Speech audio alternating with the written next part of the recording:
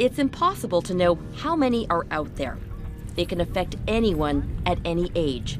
I see people that are really, really fit, that are like operating at the highest level of human performance, and the opposite. It seems like the virus is like picking random people to impact. All around the world, there are people suffering from long COVID, a syndrome that seems to lead to long-lasting and, in some cases, new or permanent health conditions.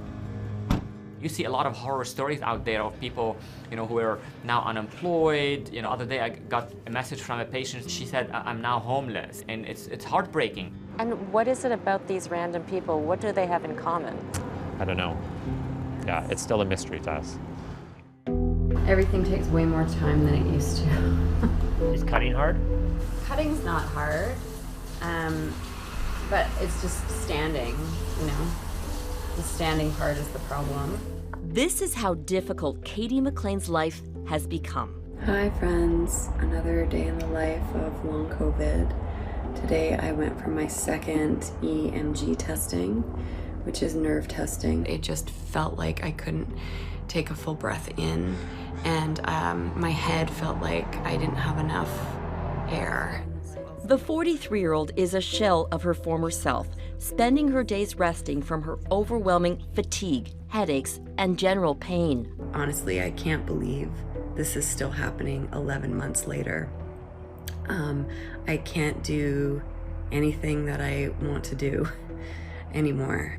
McLean is a long hauler, a common term used to describe someone with long COVID. When I stand up, my heart rate goes really, really high. So it'll go up to like 100 and 120 in the first 60 seconds that I'm standing. We first met McLean last fall at her home in Vancouver. She had beaten COVID, but was still experiencing symptoms.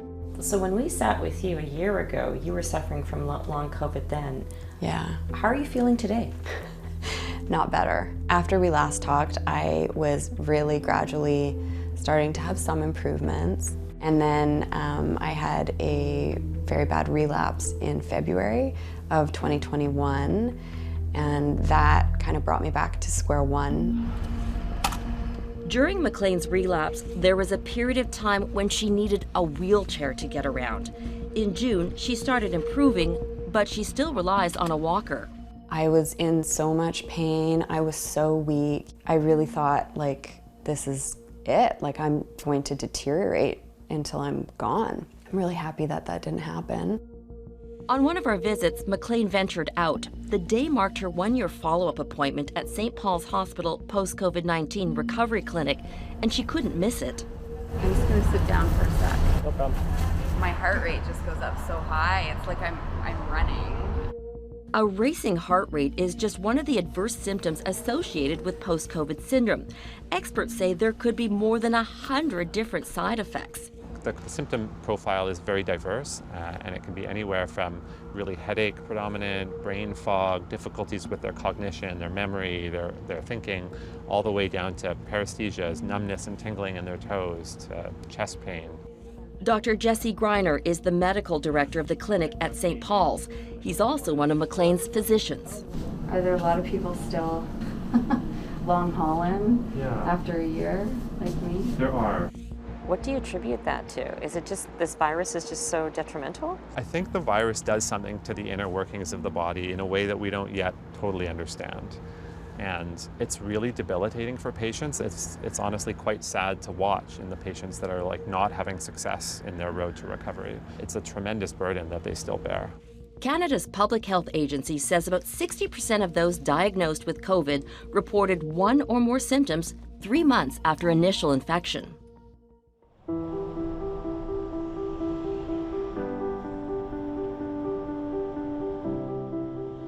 In Atlanta, 33-year-old Erica Taylor has been shut in her home, alone, fighting her battle with long COVID. Her most debilitating symptom, brain fog. I have difficulty sometimes focusing. I have difficulty sometimes coming up with the word that I'm looking for. Sometimes I fail to recognize common objects.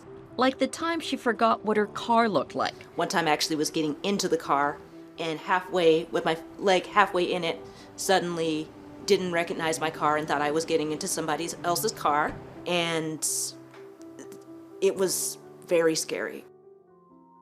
Taylor's journey with COVID started in June 2020. The nonprofit lawyer tried to keep working, but her brain was failing her. When we met her a year ago, she was forced to take a leave of absence. Take out dishes from dishwasher.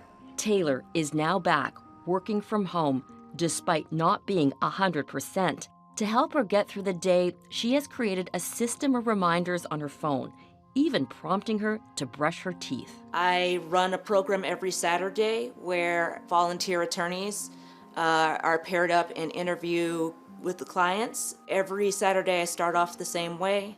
I tell them that I have neurological issues, that I'm forgetful. I still have them come back and ask me questions like, oh, did you mean to send me this? No, I didn't. I'm sorry. This was the one I meant to send you. Wrap this around your arm. Taylor's story is a scary one, but part of an emerging pattern. Long haulers, often women, now living with life-altering brain fog. Let me show you your scans. I want to show you what we're talking about. And while the understanding of this syndrome is constantly evolving, some studies have shown 1 in 3 COVID sufferers may have had some type of neurological or psychiatric issue. That means that it makes it the third most prevalent neurologic manifestation after tension-type headache and migraine, and ahead of stroke. It's what Dr. Igor Koralnik and his team at Northwestern Medicine in Chicago are looking into. He oversees the Neuro-COVID-19 clinic and has seen hundreds of patients. The major population coming to the clinic were younger. They were previously never hospitalized, but thereafter they developed persistent, lingering, and also debilitating neurologic symptoms, including brain fog. Interestingly, 70% of those patients were women. While the evidence to suggest that it affects more women than men is not concrete, Koralnik has a theory that long COVID is a form of autoimmune disease, a condition where the immune system attacks its own body by mistake. We know that women are more likely than men to develop autoimmune disease such as multiple sclerosis, and so it is possible that there is a predisposition for this patient to develop the long COVID syndrome, which may in fact be a manifestation of autoimmune diseases. At Washington University in St. Louis, Dr. Ziad Al-Ali is one of the leading authorities on long COVID. As a clinical epidemiologist, he started to study the syndrome after reading personal stories about the plight of long haulers. That was sort of the eye-opening for me that, oh, something is happening here and really deserves to be investigated. And really kudos to them. They actually even named the disease. So Al-Ali and his colleagues went to work, studying the records of more than 70,000 patients who got COVID-19. And what they found was alarming. Some developed serious chronic conditions that would probably need to be treated for the rest of their lives. When we now talk about COVID, we talk about, the toll of hospitalization and death. That is really only the tip of the iceberg. What we now know, we know that COVID-19 can cause or can lead to increased risk of new onset diabetes and also new onset kidney disease. And what we know about these diseases is that they're really chronic diseases that don't go away. To make matters worse, everyone is at risk. According to Al-Ali, regardless of whether a person's infection is mild or severe, they are in danger of getting long COVID, meaning even those who never had symptoms could develop lifelong problems associated with the disease. And why this is important? Because these are the people who represent the majority of people with COVID-19. Most people with COVID-19 don't need to be hospitalized. Most people with COVID-19 nurse it at home and then they get better. In that group of people, we found that it actually remains a significantly increased risk of long-term manifestations. As for Erica Taylor, she's seen many doctors, even had a brain scan, but she still doesn't have any answers. I'm told to do brain puzzles. I have so many brain puzzles now that I've downloaded, and I do those every day. It's been a long journey, definitely a very long journey, and with a whole bunch of trials and errors in a variety of ways. So far, Taylor has persevered but remains fearful she'll never heal. She's currently on a number of post-COVID clinic waiting lists and hopes they'll be able to help her build upon the tiny improvements she's made over time. I go through almost daily struggles because I want to be who I was before. You know, I want to be able to react as quickly as I used to and be as on top of things as I was. And it does make me sad, but then I just continue to remind myself that, okay, this is who I am now, and I just have to work with what I have. On a brisk day in early October of this year, Ken Borg heads to a hockey arena in rural Ottawa. The 60-year-old is about to play in the opening game of the season, and he's ecstatic. I love hockey, and this group of guys I play with are ideal. Everybody knows each other, their names, and a little bit of chirping back on and off, and everyone plays at their own pace. Borg's ability to play the sport was put in jeopardy in March 2020.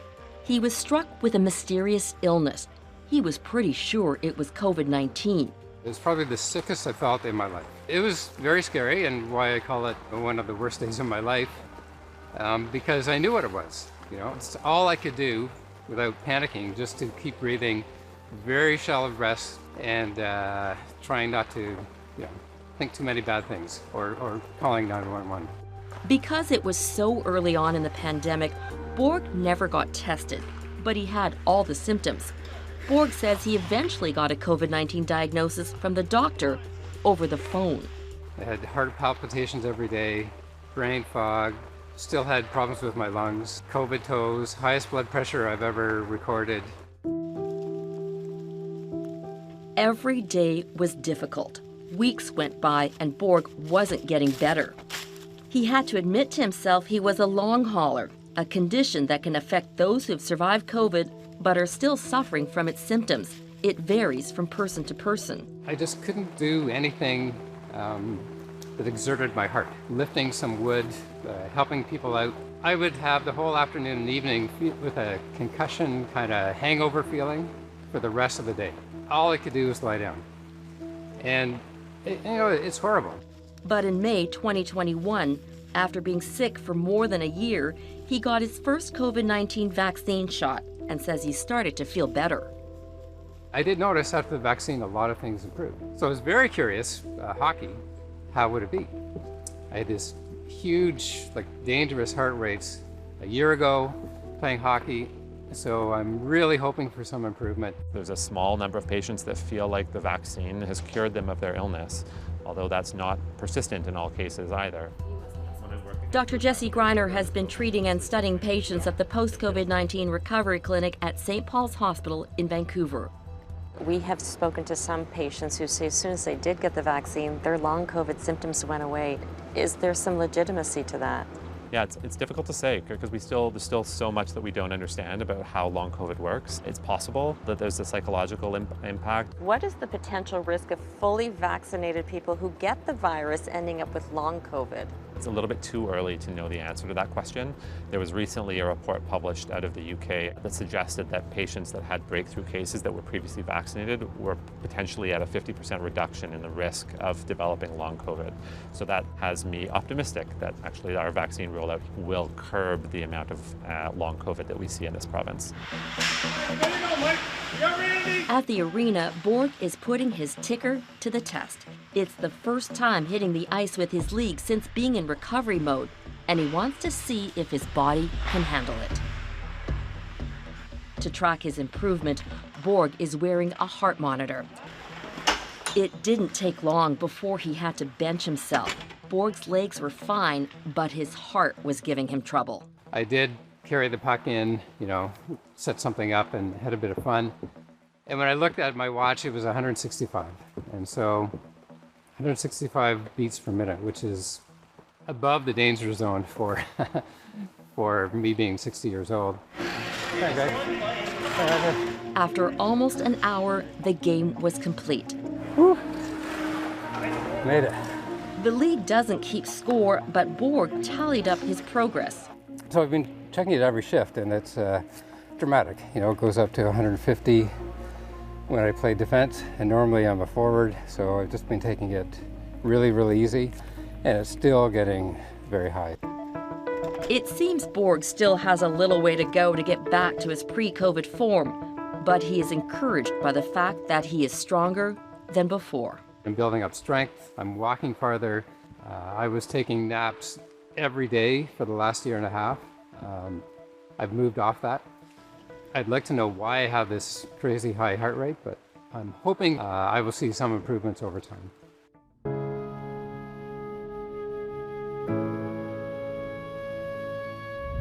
I'm so exhausted today.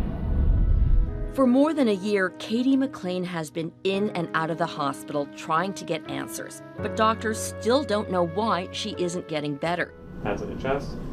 On 3. 1, 2, 3. The once healthy and avid walker has been diagnosed with chronic fatigue syndrome and postural orthostatic tachycardia syndrome, which affects blood flow. Big breath in. Both conditions may have been triggered by the virus. For me to try and do a normal activity, there's a price to pay. So my body doesn't have the energy to do activities of daily living. One explanation for what's causing long COVID is T cells in the body, which normally go from cell to cell to find those infected and destroy them, are reacting differently against the coronavirus, and experts don't know why. There is a growing body of evidence showing reduced T cell counts in hospitalized COVID patients with severe pneumonia. At this point, we can say that the response of the T cell from the long haulers is strikingly different from the one who are the COVID convalescent, who don't have any lingering symptoms.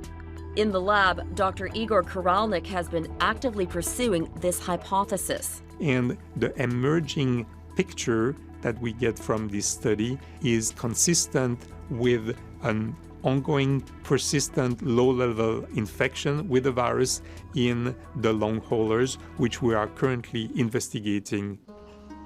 But without any definitive answers, McLean is left to manage her symptoms mostly on her own. So this is my supplement cupboard.